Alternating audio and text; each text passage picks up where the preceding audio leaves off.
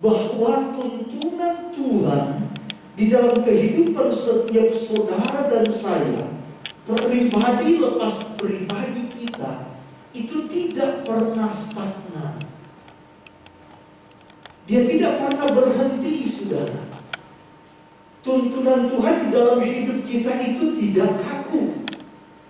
Tetapi tuntunan di dalam hidup kita itu, tuntunan Tuhan itu begitu dinamis dan akan terus bergerak dan bergerak, semakin membawa hidup saudara kepada kesempurnaan, membawa pemahaman kita, membawa pengertian kita akan kitab suci, akan Alkitab ini kepada arah yang Tuhan kehendaki.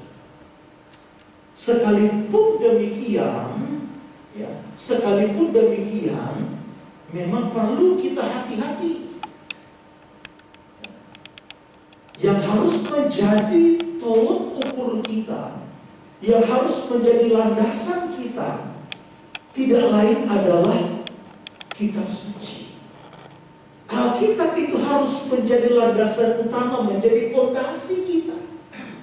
Karena ada begitu banyak sekarang yang mengaku hamba Tuhan, yang mengaku nabi, yang mengaku anak Tuhan, yang mengklaim diri mendapatkan petunjuk Tuhan, mendapatkan pesan dari Tuhan.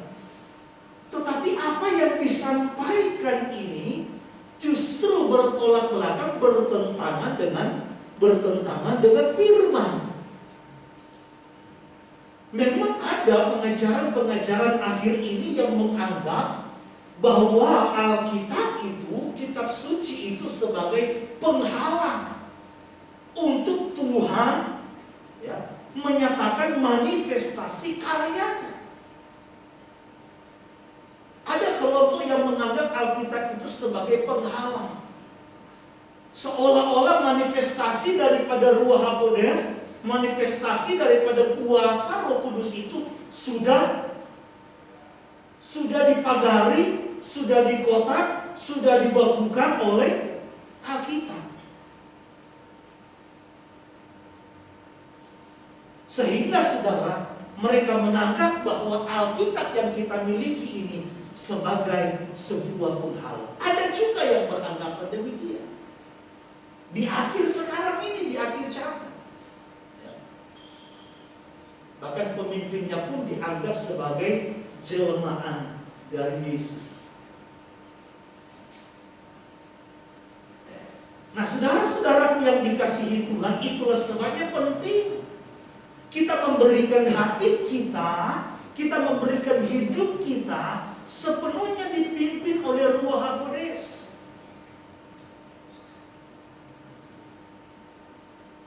Firman Tuhan dalam Matius pasal yang ke-13 tentang perumpamaan yang Yesus sampaikan tentang seorang penabur. Ada benih katanya yang jatuh di pinggir jalan, ada benih yang jatuh di tanah berbatu, ada benih yang jatuh di semak, dan ada benih yang jatuh di tanah yang baik. Benih itu berbicara tentang kebenaran firman yang kita mau terima. Sementara tanah itu berbicara tentang sikap hati kita, tentang respon kita akan kebenaran yang disampaikan, kebenaran yang kita mau terima. Karena perlu kita ingat, firman Tuhan mengkonfirmasi kepada kita ketika kita lahir baru, ketika kita percaya beriman kepada Yeshua HaMashiach, maka di dalam diri kita ini ada yang namanya benih ilahi. Jadi sekali lagi, seseorang yang masuk di dalam kelahiran baru, di dalam dirinya itu ada benih ilahi. Nah, kenapa dipakai istilah lahir baru? Sama seperti saudara, ketika seorang ibu melahirkan bayinya.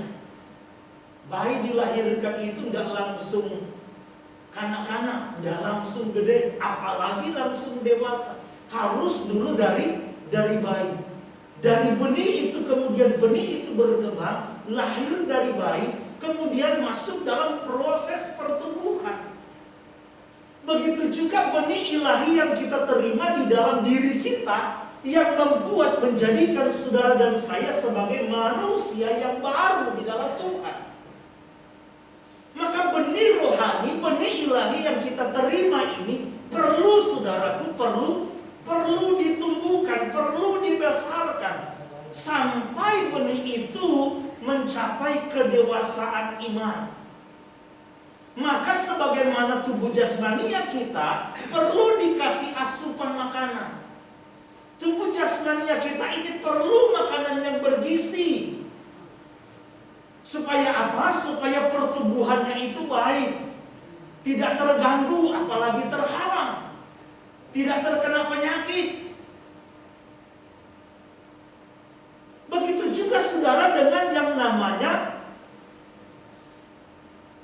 benih ilahi yang tadi. Tubuh batinia kita, tubuh rohania kita perlu yang namanya asupan, perlu makanan yang bergizi.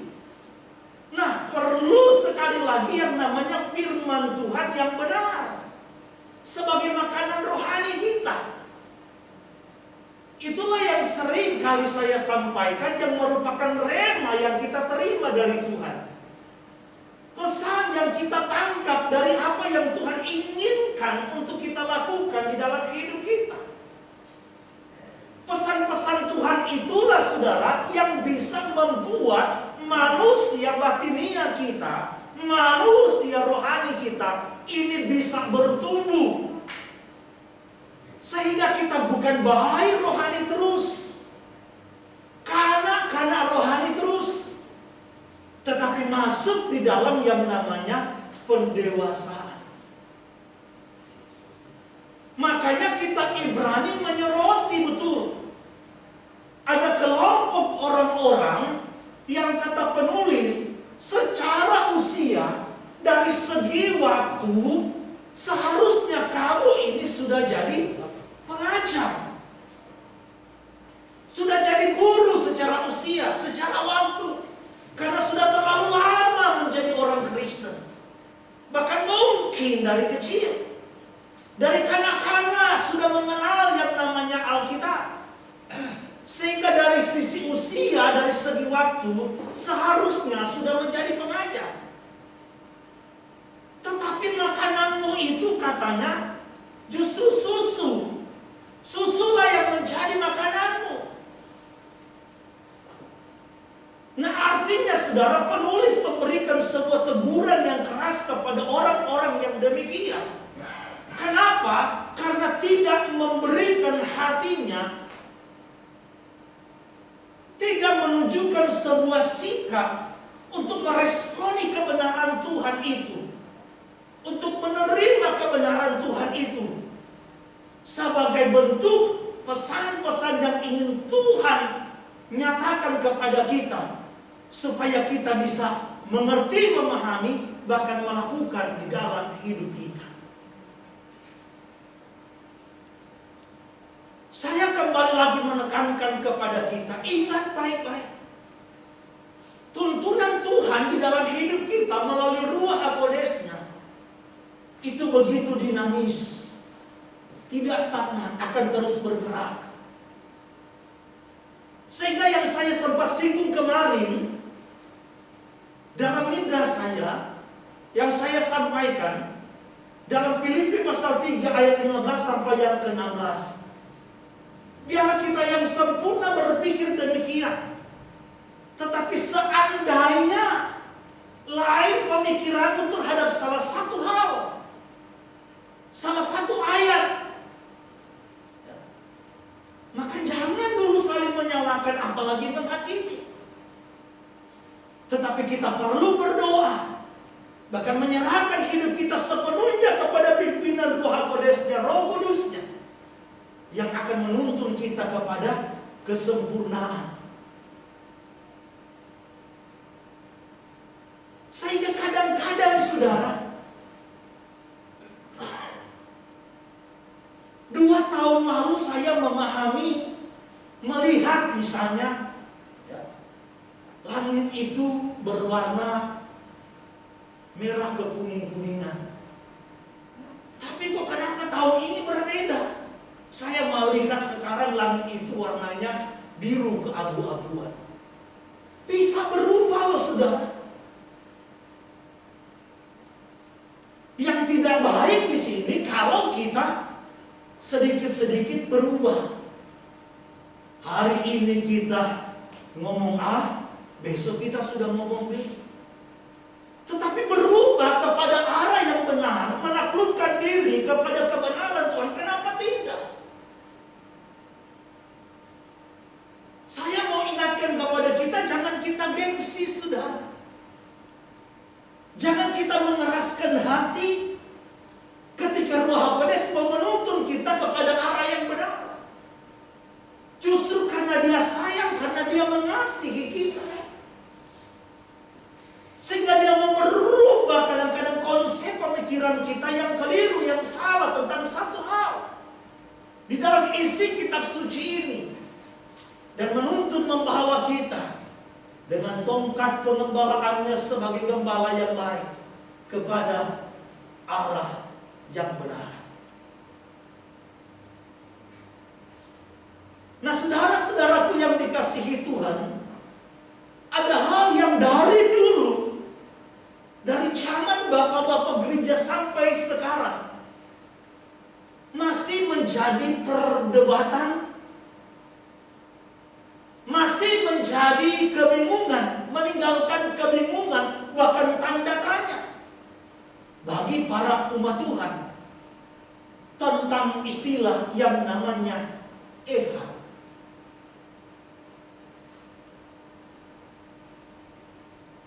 Ada yang memahami bahwa ehad itu adalah unity atau satu kesatuan. Ada yang memahami ehad itu adalah satu, tunggal. Ada yang memahami bahwa ehad itu antara Bapa, Putra, dan Ruh Kudus itu berbeda. Sekalipun berbeda yang dimaksud, kalau kita mau definisikan itu banyak pun definisi. Ada yang memahami Tuhan Perjanjian Lama, Bapa itu adalah Bapa yang kejam. Sementara Tuhan Anak dalam Perjanjian Baru, Brit Kadasa itu Tuhan yang penuh kasih. Karena memang ajarannya kasih. Kalau yang Perjanjian Lama katanya tumpas, habisi, bunuh semua. Nah, ada yang memahami seperti itu. Ada yang memahami bedanya karena Sang Putra itu sebagai permulaan dari segala ciptaan. Permulaan dari segala ciptaan. Nah, ada yang memahaminya beda pribadi, tetapi satu hakikat atau esensi. Tetapi ada juga kelompok-kelompok yang memahami kata ehad itu dengan sama. Jadi kalau kelompok ini memahami bahwa ehad itu artinya beda, tetapi ada juga yang memahami bahwa kata ehad itu artinya sama. Jadi yang datang ke dunia itu siapa? Dialah Bapa Yahweh. Yang mati di salib itu siapa? Dialah Bapa Yahweh. Sehingga ada yang beranggapan bahwa waktu dia disiksa itu sebenarnya dia nggak tersiksa, dia nggak menderita, dia nggak merasa sakit. Bagaimana mungkin dia akan merasa sakit dan menderita? Oh, dia Tuhan.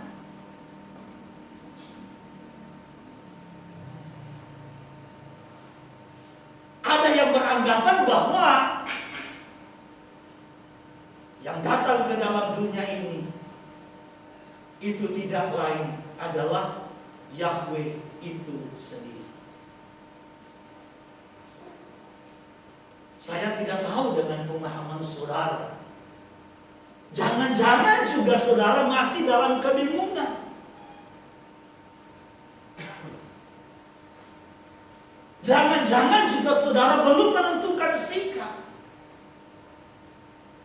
Tapi kalau seandainya saudara belum menentukan sikap, saya ingin coba membawa saudara kepada apa yang Tuhan bukakan, apa yang saya pahami tentang kata ekad dari sisi kitab suci. Sekali lagi saudara, ketika kita menjelaskan ayat per ayat, kita menjelaskan yang namanya kitab suci, maka firman itu harus menjawab firman. Artinya firman yang satu, ayat yang satu harus diteguhkan dengan firman atau ayat yang lain. Tidak boleh dalam kitab suci yang kita anggap sebagai kebenaran yang hakiki, tidak boleh Alkitab itu saling bertentangan. Ini bahaya, saudara. Kalau kita memegang Alkitab yang saling bertentangan isinya di dalam, ini bahaya. Maka jangan heran kalau sekarang di dalam kekristenan untuk gereja sekarang saja sudah ada berapa? 300 lebih sinode ya? Pokoknya banyak lah saudara. Lain dengan yang namanya multitafsir, menafsirkan satu ayat, tapi kalau ayatnya sudah letter-letternya tulis begitu, memang di dalam kita memahami kitab suci ini, tidak semua harus kita lihat dan artikan secara letter-let atau harafiah. Karena memang di dalamnya pun banyak yang mengandung perumpamaan, gambaran, simbol. Bahkan mungkin saudaraku, hal-hal yang masih tersirat, yang perlu kita memahami dan mengerti apa yang Tuhan inginkan melalui penulis yang ada di dalam. Jadi nggak boleh bertolak belakang. Maka ada orang berpikir bahwa perjanjian lama itu katanya sudah usang, jadi harus tutup buku, sudah tua. Ada orang beranggapan kalau kita ini, kelompok ini mau kembali kepada perjanjian lama, berarti kita kembali ke zaman batu. Kita kembali kepada zaman Mose. Tapi lucu saudara, orang-orang para pendeta yang suka ngomong begitu, ya bisa mungkin saya bilang para bajingan-bajingan itu, untuk kepentingan mereka, untuk kepentingan khotbah mereka, meneguhkan apa yang mereka sampaikan, mereka bisa kutip dan ambil ayat-ayat dari perjanjian lama. Apalagi kalau sudah berbicara persepuluhan. Bawalah persembahan persepuluhan ke rumah perbendaharaan.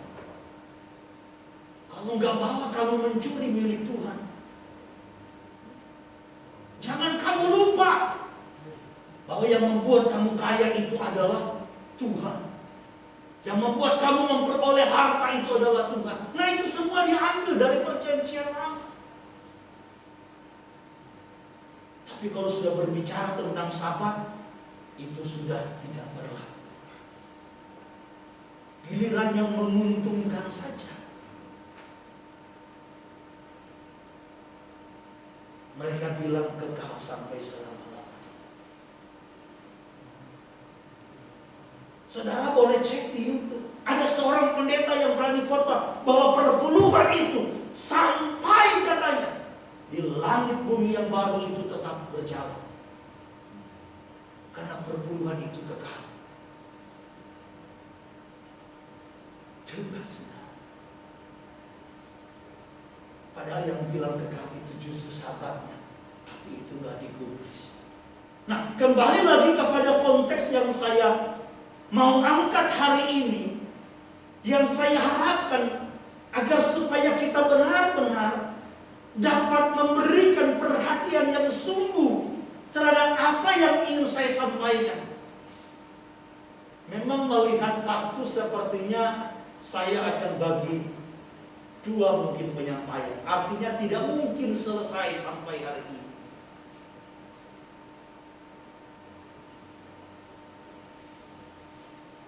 Nah, saudara-saudaraku yang dikasihi Tuhan,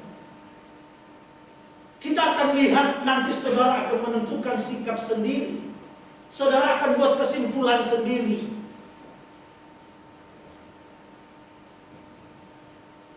Tentang apa yang ingin saya sampaikan. Kita lihat dulu beberapa ayat firman Tuhan dari kitab Yohanes 1 ayat 18 dulu.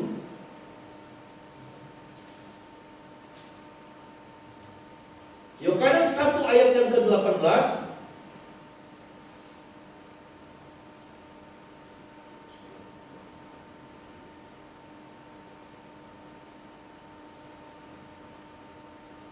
Firman Tuhan katakan, tidak seorang pun yang pernah melihat Elohim, tetapi anak tunggal Elohim yang ada di pangkuan Bapa, dialah yang menyatakannya.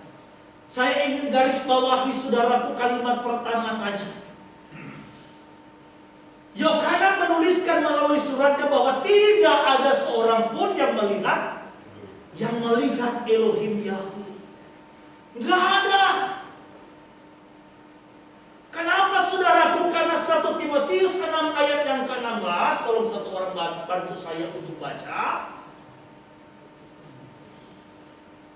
1 Timotius 6 ayat yang ke-16. Banyak sekali ayat yang menunjukkan kepada kita bahwa tidak ada seorang pun yang pernah melihat wajah, melihat muka daripada Bapa Yahweh itu sendiri. Satu-satunya yang memiliki kekekalan, yang mendiami terang yang tak terhampiri, yang tidak seorang manusia pun pernah melihatnya, bahkan tidak mampu untuk melihatnya. Bagi dialah hormat dan kuasa selamanya. Amin. Terang kemuliaan Bapa Yahweh itu, saudaraku, tidak ada bisa seorang pun yang bisa menghampiri, melihat terang kemuliaan Dia. Maka kalimat selanjutnya bilang tidak ada seorang pun. Saya sudah mengawali tadi, ingat, hati-hati. Kalau kita mengimani bahwa Alkitab kita itu yang sudah dikanonkan itu semua merupakan pengilhaman daripada Tuhan, pengilhaman Ruh HaKodes, Roh Kudus yang diberikan kepada para rasul, para murid, para talmidin, para nabinya untuk menuliskan itu, maka tidak boleh ada yang bertentangan. Kalau ada pertentangan, ini repot, saudara. Karena ayat ini bilang tidak ada seorang pun yang pernah melihat, yang bisa melihat Tuhan dengan segala kemuliaan.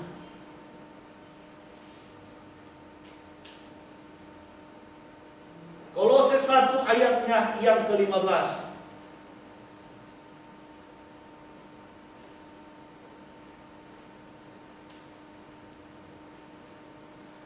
Dialah gambar Elohim yang tidak kelihatan, yang sulung dari segala ciptaan. Jadi Yeshua itu, kata Kolose, kata Saul kepada jemaat yang ada di Kolose, dia adalah wujud daripada, Yeshua itu adalah wujud daripada Elohim yang tidak kelihatan. Jadi kalau saya mau membahasakan kepada kita sederhana, Elohim Yahweh dengan segala kemuliaannya, yang terangnya yang tidak bisa terhampiri oleh manusia manapun,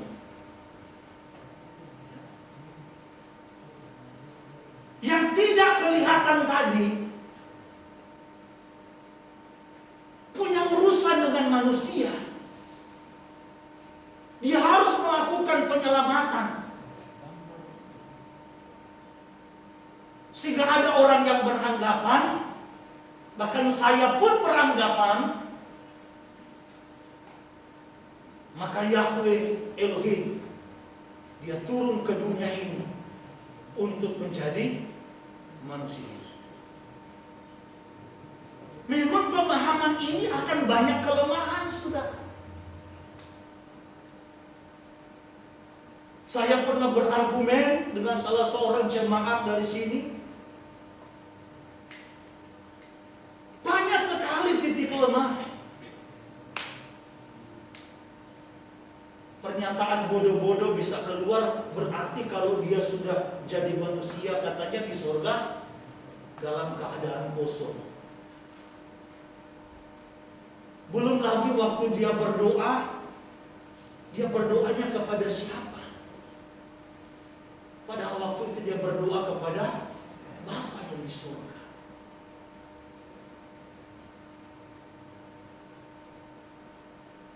Belum lagi ketika dia di mikveh, ketika dia dibaptis, turunlah Roh HaKudes berupa burung merpati dan terdengar suara dari Syamaim, dari surga.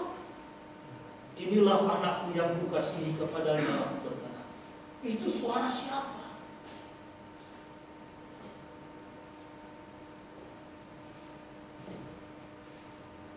Satu ayat lagi dalam kitab 1 Yohanes 4 ayat yang ke-12.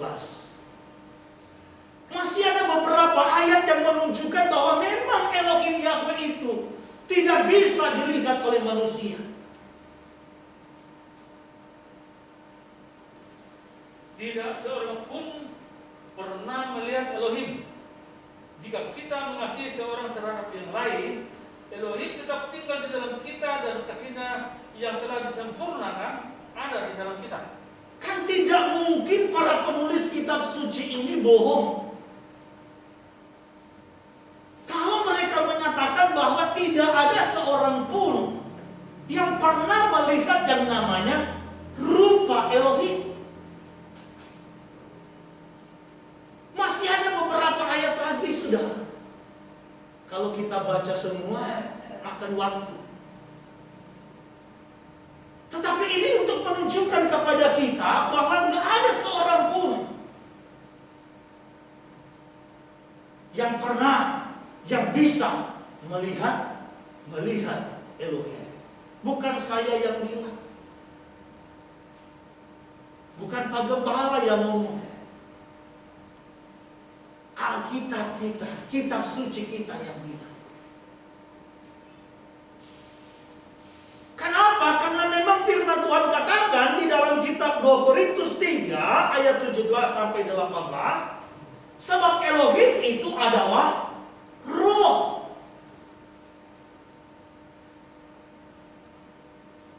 Silakan 2 Korintus 3 ayat 17 sampai 18. Dan Tuhan adalah roh, maka di mana ada roh Tuhan, di situ ada kemerdekaan.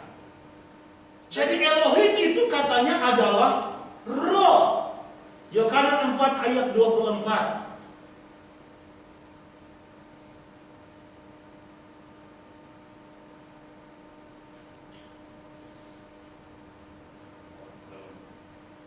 Dan dia harus melintas oleh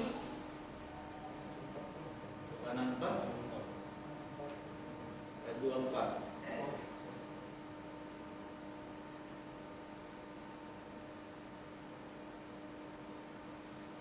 Elohim itu roh, dan mereka yang menyembah Dia seharusnya lah menyembah dalam roh dan kebenaran. Jadi saudaraku, ada beberapa ayat lagi untuk menunjukkan kepada kita bahwa Elohim Yahweh itu adalah roh. Lalu muncul pertanyaan, bukankah di dalam kitab suci dicatat di sana bahwa Elohim Yahweh itu menampakkan diri kepada bapa-bapa leluhur kita, termasuk menampakkan diri kepada Abraham, kepada Yitzhak, menampakkan diri kepada Yakub. Lalu siapa yang menampakkan diri itu? Saudaraku yang dikasihi Tuhan, Yosua mengkonfirmasi bahwa yang menampakkan diri kepada Abraham, menampakkan diri kepada Yitzhak, dan menampakkan diri kepada Yakub itu tidak lain adalah Yosua sendiri. Yosua sendiri sebagai sang firman yang menjadi manusia. Sang firman yang menjadi manusia. Dalam Yohanes pasal yang ke-8 ayat 56 sampai 58, tolong satu orang baca.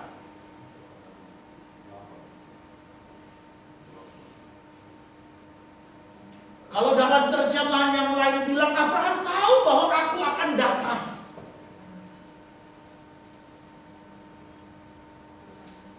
Abraham telah melihat hari-hariku dan dia sangat bersuka cita.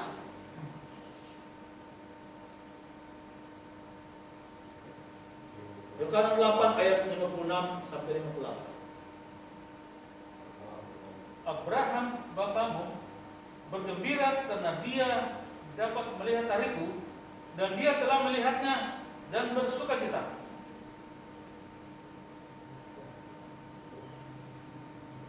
Yosua berkata kepada mereka, sesungguh-sungguhnya aku berkata kepadamu, sebelum Abraham ada, aku ada.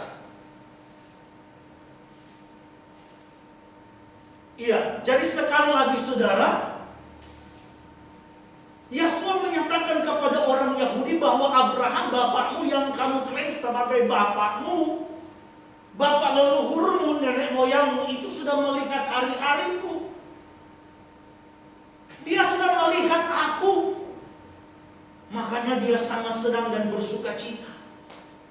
Kan muncul pertanyaan, kalau begitu kapan Abraham bertemu dengan Yosua? Ada nggak dalam catatan kitab suci itu? Tapi kan yang bertemu dengan Abraham itu adalah, di sana ditulis adalah Yahweh ketika menampakkan diri.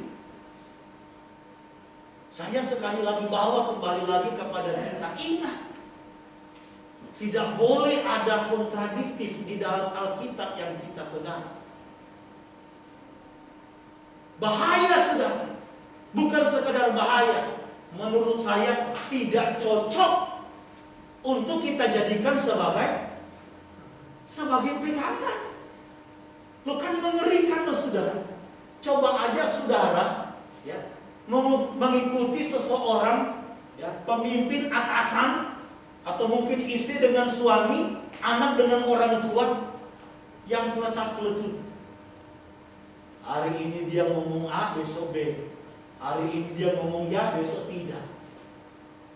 Kan gak bisa dipercaya orang-orang yang model begitu. Nah saudara bisa bayangkan kalau Alkitab ini sebagai pegangan hidup kita, sebagai fondasi, sebagai dasar, terus ternyata bertentangan di dalamnya, bertolak belakang. Fatal saudara, bahaya.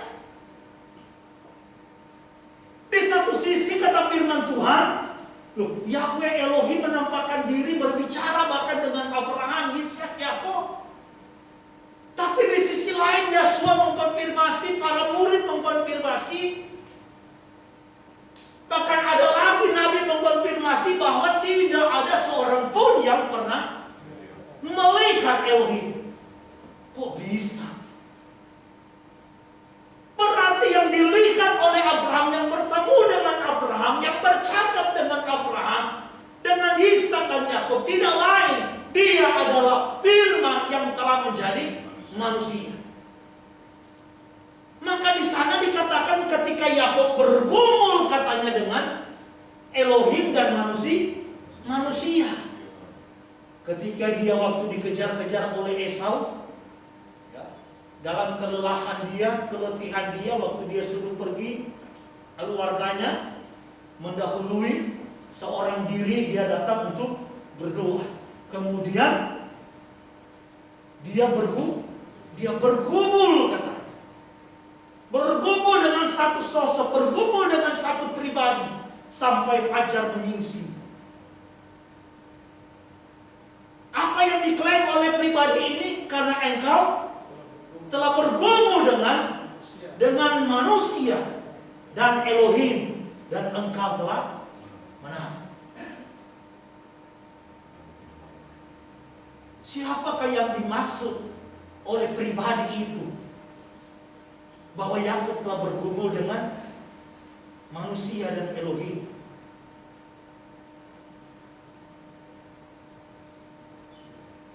Tidak lain adalah Yeshua. Jadi yang dilihat, wujud yang menampakkan diri yang bertemu dengan Abraham, Ishak dan Yakub, itu adalah wujud manusia, bukan wujud roh. Firman Tuhan menekankan tadi bahwa Elohim adalah roh. Yang menampakkan diri kepada Abraham, Ishak dan Yakub itu bukan roh, tetapi manusia. Manusia berbicara, bahkan makan bersama-sama.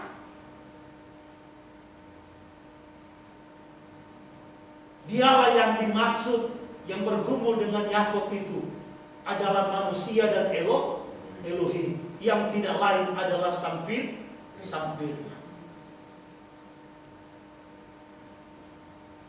Yang tidak lain adalah Sang Firman. Maka dalam Filipi pasal yang kedua, ayat 6 sampai yang ke-7,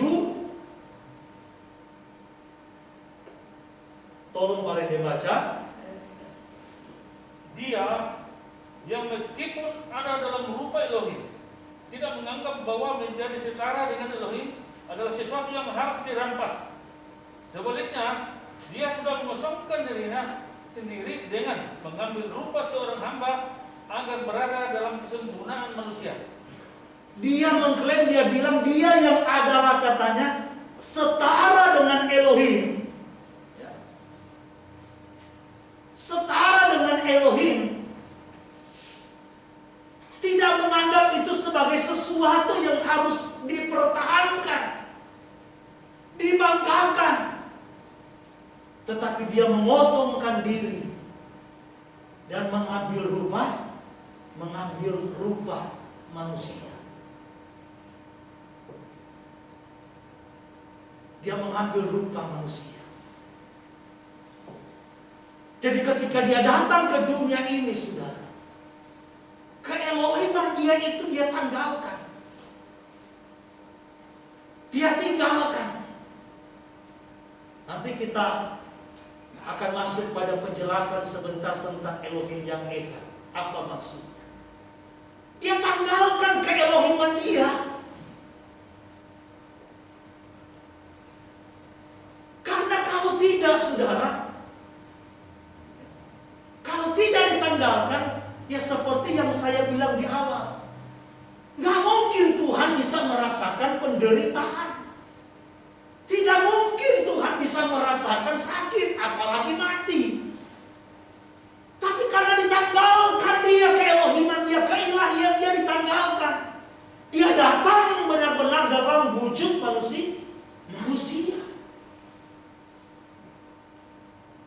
Sehingga betul-betul waktu dicambuk dia sakit, waktu puasa dia lapar betul, dia rasa haus, dia merasakan seperti apa yang kita manusia rasakan. Dia mengalami seperti apa yang kita manusia alami. Hanya kata Ibrani yang membedakan dia tidak berbuat dosa. Loh saudara, coba kalau dia nggak tanggalkan keelohiman dia, kita disuruh meneladani Yeshua. Coba saudara perhatikan, Tuhan itu nalarnya itu kemana sih? Karena nggak mungkin bisa. Kita disuruh ikut meneladani Yeshua, termasuk dalam soal penderitaan. Kalau dia tidak menanggalkan keelohiman dia, keilahian dia, ketuhanannya dia, ya wajar dong kalau dia bisa mampu Wajar dong dia bisa, sekalipun mungkin dimaki, dipukul, disalibkan, dia nggak membalas. Namanya juga dia tuh Tuhan, kan begitu. Tapi karena dia tanggalkan keilahian dia, keelohiman dia, dia datang dalam wujud manusia, maka dia bilang kepada kita para pengikutnya, teladani dia. Karena sebagaimana dia dalam wujud manusia bisa dan mampu, kita pun bisa dan mampu. Karena kalau saudaraku, dia membawa fasilitas dia sebagai Elohim, ya, nggak fair namanya. Saya pernah bilang, kasih contoh, kalau saya punya 2 anak, ya, saya punya 2 anak. Taruhlah, nggak usah bicara teladan, suruh mereka balapan, suruh mereka balapan. Yang satu tidak dikasih fasilitas apa-apa, sementara yang satu dikasih pakai apa tuh yang di kaki. Ya setidaknya dikasih fasilitas. Ya, udah begitu ditambah lagi dengan oksigen. Kira-kira yang menang siapa? Ya udah pasti yang dikasih fasilitas tadi.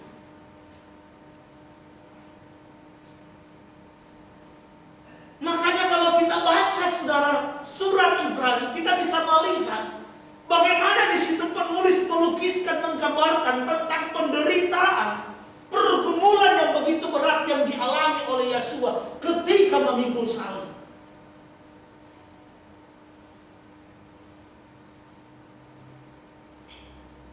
Makanya Yeshua bilang, kalau boleh, biarlah cawan ini berlalu. Tetapi bukan kehendakku yang jadi, tetapi biarlah kehendakmu yang jadi. Dari kalimat situ saja sudah sangat tersurat.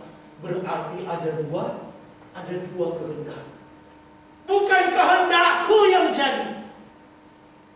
Yeshua dalam wujud manusia kalau boleh tawar-menawar.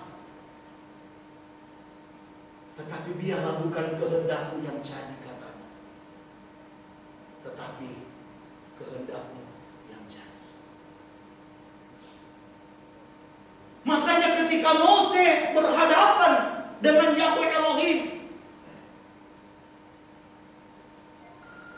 Mose ingin melihat rupa daripada Elohim itu seperti apa. Wujud Elohim itu seperti apa. Firman Tuhan mencatat dalam Keluaran 33 ayat 17 sampai 20. Tuhan bilang, kalau kamu melihat mukaku, pasti kamu akan mati. Diizinkan, diperbolehkan, tetapi bukan mukanya yang dilihat. Nah, saudara-saudaraku yang dikasihi Tuhan, sehingga disinilah kita harus memahami, apalagi dalam perjanjian baru, dalam Brit Kadasa, saudara, ayat tentang Elohim yang Echad, Tuhan yang Echad itu banyak sekali. Ya. Saya mencatat di sini saja ada berapa? 1, 2, 3, 4, 5, 6, 7, 8, 9, banyak. Baik Yeshua, baik para talmidin, para murid, rasul-rasul menuliskan, mengkonfirmasi tentang Elohim yang Echad. Elohim yang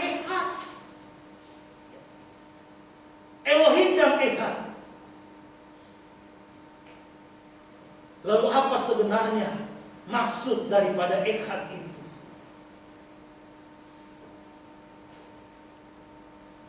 Apa sebenarnya makna daripada Echad itu? Sehingga kita boleh dapat mengerti dan memahami, menempatkan konsep pemahaman kita selaras dengan firman. Tidak ada akhirnya yang namanya taksakologi, cocokologi. Jadi dipaksa-paksa, dicocok-cocokkan. Tetapi memang firman Tuhan itu berkaitan satu dengan yang lain. seperti mata rantai yang tidak terputus. Demikianlah firman Tuhan dari tanah sampai Brit Kadasa, dari perjanjian lama sampai perjanjian baru. Karena tidak mungkin kita dapat memahami dan mengerti perjanjian baru tanpa kita mengerti dan memahami apa yang ditulis di dalam perjanjian lama. Misalnya tentang konsep pengorbanan. Bagaimana kita tahu tentang konsep pengorbanan yang dibilang oleh kitab Ibrani? Bagaimana kita mengerti tentang imam besar sebagai perantara? Bagaimana kita mengerti tentang yang namanya domba pengganti dan yang lain-lain? Kalau kita tidak memahami apa yang ditulis di dalam tanah. Maka jangan heran Yeshua katakan dalam Matius pasal 5 dari ayat yang ke-17 bahwa memang aku datang bukan untuk meniadakan Taurat, tetapi justru untuk menggenapi. Saya sudah jelaskan 3 makna penggenapan yang dimaksud.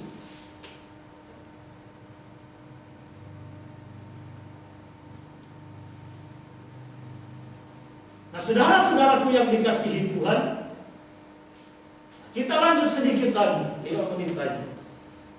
Ulangan pasal yang ke-6 yang menjadi syahadatnya kita atau bangsa Israel sebagai umat pilihan Tuhan, yang namanya Shema Israel, Yahweh Eloheinu, Yahweh Echad. Jadi ini harus menjadi penyataan iman kita. Maka jangan heran dalam doa-doa orang Yahudi,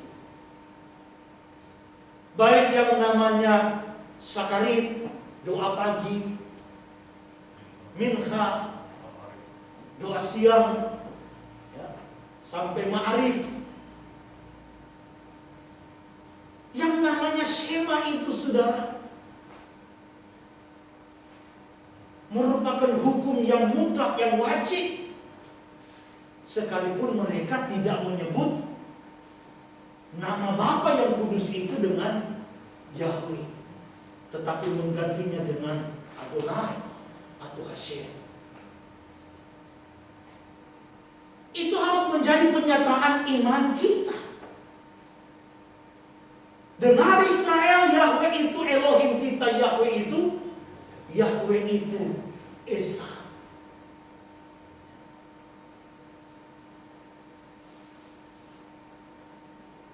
Shema Israel, Yahweh Elohim, Yahweh Echad. Nah, kata Echad, saudaraku, dalam kitab Ulangan pasal 6 ayat yang keempat itu, kalau kita menelusuri dari etimologinya, maka akan muncul 2 kata, yaitu Yahad dan Yakid. Sehingga Shema Israel, Yahweh Eloheinu, Yahweh Echad itu punya 2 makna yang mendasar, yang harus kita mengerti dan pahami dengan sungguh. Yang pertama, sebagaimana dikatakan dalam Ulangan pasalnya yang ke-10 ayat yang ke-20, untuk menunjukkan bahwa Tuhan yang layak disembah, Tuhan yang layak dipuji, layak dimuliakan, hanya Bapa Yahweh. Tidak boleh ada yang lain. Ulangan 10 ayat yang ke-20 menyatakan hanya kepada Dialah, hanya kepada Yahweh Elohim kamu harus beribadah. Artinya Yahweh Elohim itu harus menjadi otoritas tertinggi yang mengatur, yang mengendalikan seluruh aspek kehidupan saudara dan saya. Itu makna pertama dari Shema Israel, Yahweh Eloheinu, Yahweh Echad. Makna yang kedua dari kitab Ulangan 6 ayat yang keempat tentang Shema Israel, Yahweh Eloheinu, Yahweh Echad itu untuk menunjukkan kepada kita bahwa Tuhan Yahweh sejak kekal telah bersama dengan Sang Firman dan Ruah HaKodes. Sebagaimana yang dikutip, yang dicatat dalam Kejadian 1 ayat 1 sampai yang ketiga. Tolong satu orang baca.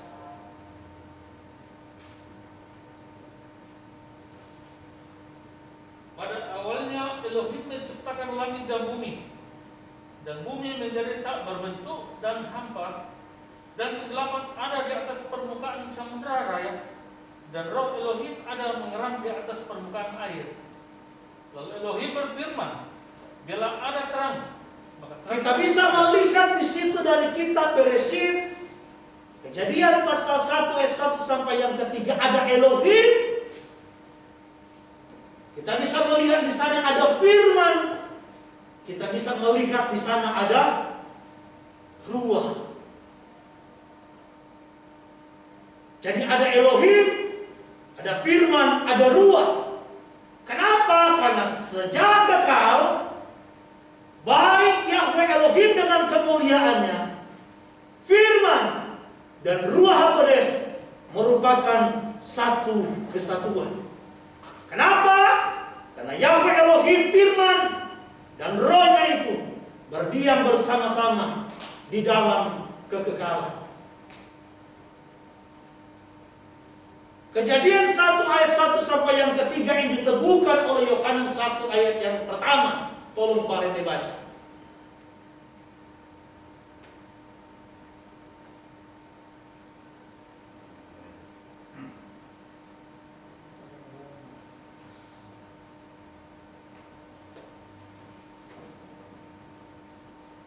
Dia pada awalnya ada bersama Elohim. Pada awalnya ada firman, dan firman itu ada bersama Elohim, dan firman itu adalah Elohim. Dia pada awalnya ada bersama Elohim. Segala sesuatu terjadi oleh Ya, sampai di situ saja. Jadi sekali lagi Yohanan 1 ayat 1 mengkonfirmasi kepada kita bahwa Yahweh Elohim, firman dan Ruah HaKodes berdiam bersama di dalam kekekalan. Itulah sebabnya saudara, kenapa Yohanan menuliskan satu prinsip yang betul-betul harus kita paham. Dalam Yohanan 8 ayat yang ke-42, di mana di sana Yohanan menuliskan, mencatat, memberikan konfirmasi bahwa firman itu keluar dan datang dari hakikat Elohim. Firman itu datang dan keluar dari Elohim itu sendiri. Silakan.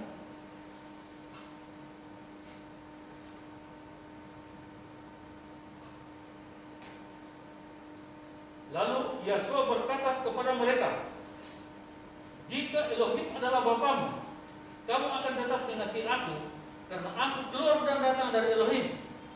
Sebab aku datang bukan dari diriku sendiri, melainkan Dia yang telah mengutus aku. Yeshua bilang, aku datang dan keluar, katanya dari Elohim. Begitu juga saudara dengan Ruah HaKodes.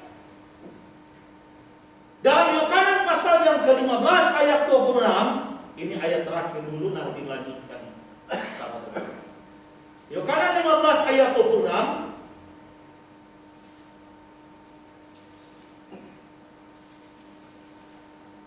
Jika seseorang tidak tinggal di dalam aku, ia dibuang keluar seperti ranting itu, dan dia menjadi kering. Dan mereka mengumpulkannya, dan mereka melemparkannya ke dalam api, dan dia dibakar. Ayat 26.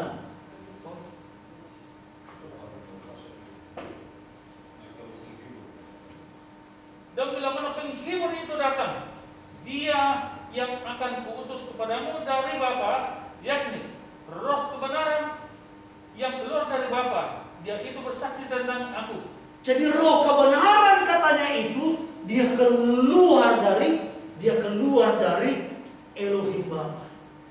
Jadi baik firman, baik ruah itu sama-sama dia keluar dari Bapa. Makanya kenapa saudaraku, Bapa, Putra dan Ruh HaKodes itu disebut dengan Elohim yang Eka.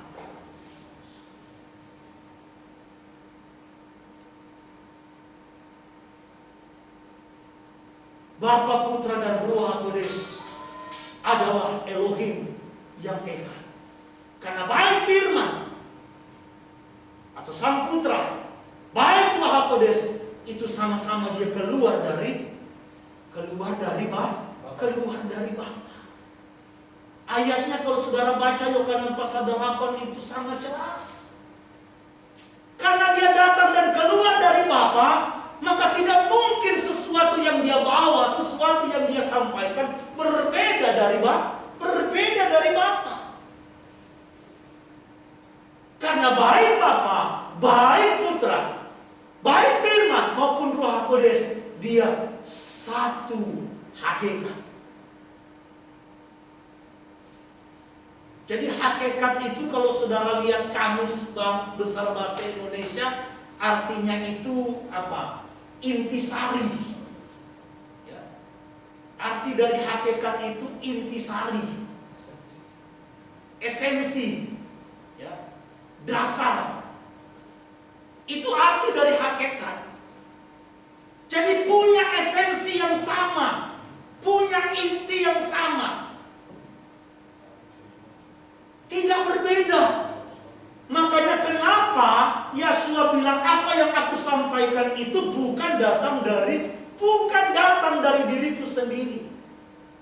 Tetapi semua yang aku sampaikan, yang aku ajarkan, itulah yang aku dengar dari Bapa. Itulah yang aku dengar dari Bapa.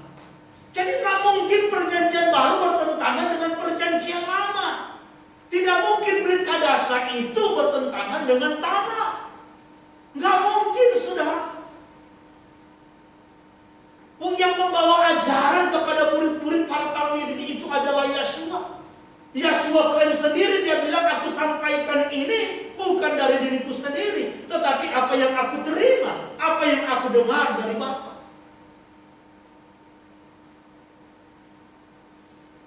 Sama seperti misalnya mungkin apa ya jeruk lah mungkin ya. Kemudian perasan jeruk itu, airnya itu kita pindahin tempat aja, pindahin ke botol. Tempatnya berbeda, tapi rasa jeruk ya, yang asli di sini sama yang diperas terus dituang di botol kan tetap sama. Kalau ada kepercayaan tertentu kan suka mempersembahkan buah ya, dalam hari-hari tertentu, perayaan-perayaan tertentu kepada sesembahan mereka. Dengan satu konsep, katanya sarinya biar dimakan dulu sama sesembahan mereka. Jadi dipersembahkan kepada sesembahan mereka. Kalau sarinya sudah dimakan, ya, baru yang sisanya tinggal kita para pemikir. Nah, saudara bisa bayangkan kalau sarinya itu udah nggak ada. Ibarat kita peras santannya itu udah habis, tinggal kelapanya. Jadi baik Sang Firman, Ruach HaKodes, dan Bapa itu sendiri, mereka punya yang namanya satu hakikat, satu esensi. Ruach HaKodes yang sekarang menuntun kita tidak mungkin menuntun kita ke jalan yang bertentangan dengan apa yang ditulis oleh kitab suci, apa yang dibawa dan disaksikan oleh Yeshua. Saya saksikan betul kalau ada orang mengklaim bahwa Roh Kudus menyuruh saya A, B, C, D, dan seterusnya. Tetapi apa yang diklaim itu bertentangan dengan kitab suci, bertentangan dengan ajaran Yeshua, bertentangan dengan Tanakh, dengan perjanjian lama. Saya saksikan. Kenapa? Karena Ruach HaKodes, Firman, dan Bapa itu satu hakikat. Itulah Elohim yang Eka, yang kita imani. Dan memang unik sudah. Iman kita itu, iman Kristen itu, iman Mesianik itu beda dengan iman agama-agama yang lain. Kadang-kadang sulit untuk dijabarkan, hanya untuk mungkin diimani. Tapi biar dengan segala keterbatasan. Kalau saudara masih meninggalkan, masih pertanyaan, Anda tanya. Ya. Kita boleh sharing nanti selesai ibadah. Tapi untuk midras hari ini, saya sampai di sini dulu karena mengingat waktu. Sudah sejam ini. Mudah-mudahan Tuhan menjaga kita semua.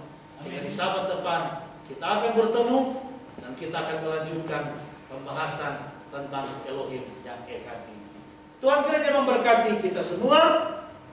Mari kita akan datang untuk menyembah Tuhan. Kita naikkan pujian.